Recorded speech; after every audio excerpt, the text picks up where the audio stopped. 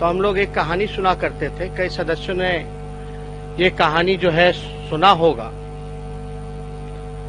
कहानी का नाम है महोदय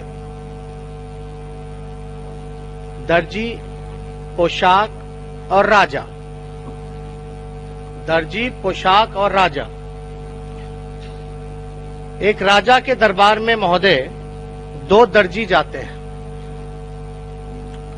और राजा से कहते हैं कि हम आपके लिए ऐसा पोशाक बनाना चाहते हैं जो देवता लोग पहनते हैं। राजा बड़ा प्रसन्न हुआ।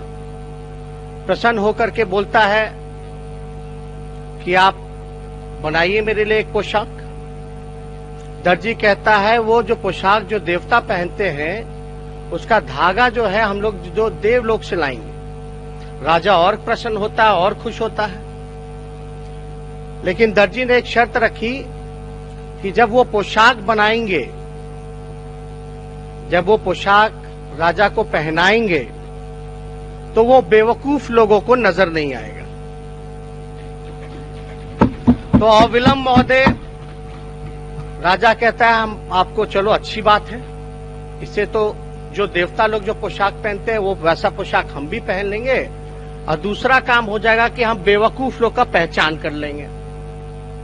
राजा और प्रसन्न होता, बोलता मुंह मांगी कीमत हम आपको देंगे। तुरंत काम पे लोग लग जाते हैं महोदय, दोनों दर्जी लग जाते हैं। बहुत दिन हो जाता है, कोई सूचना राजा को नहीं मिलती। राजा बेचैन होते कि क्या हो रहा है, पोशाक बन रहा कि नहीं बन रहा। तो वो अपने दो मंत्रियों को दर्जी के पास भेजते हैं कि जाओ देख के आओ कि क्या काम चल रहा है, कैसा काम चल रहा है। तो दो मंत्री जाते हैं महोदय। दरवाजा खोलने से पहले दर्जी आपस में बातचीत करते हैं, उसकी आवाजें मंत्रियों को आती है। फिर मंत्री जी अंदर जाते हैं दोनों और देखते हैं कि दो दर्जी ऐसे ही हाथ पर मार रहा है। अब मंत्री को ख्याल आता, रे हमको तो नजर नहीं आ रहा, लेकिन नजर आ रहा नहीं बोलेंगे कि नहीं आ रहा तो हमको तो सब लोग बेवकूफ समझेगा। तो एक मंत्री बोलता है कि क्या काम कर रहे हैं, बहुत बढ़िया काम कर रहे हैं, ऐसा पोशाक तो बना ही नहीं है। तो दूसरा मंत्री भी उसी ख्याल में रहता है कि भाई हमको तो दिख नहीं रहा, ये मंत्री मेरे से ज्यादा होशियार है, बाहर जाके हमको बेवकूफ बोलेगा। तो दूसरा मंत्री बोलता है सही कह रहे हैं कि बहुत बढ़िया पोशाक बना है। तो दोबारा मंत्री जाके राजा को बताता है ये बात। राजा बहुत प्रसन्न होता है, बहुत खुश होता है।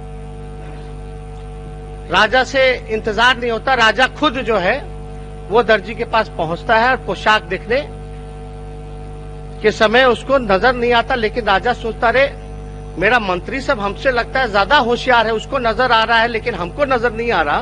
तो राजा जो है चुपचाप रहता है, वो वापस आ जाता है। अब पोशाक बनकर के तैयार हो गया।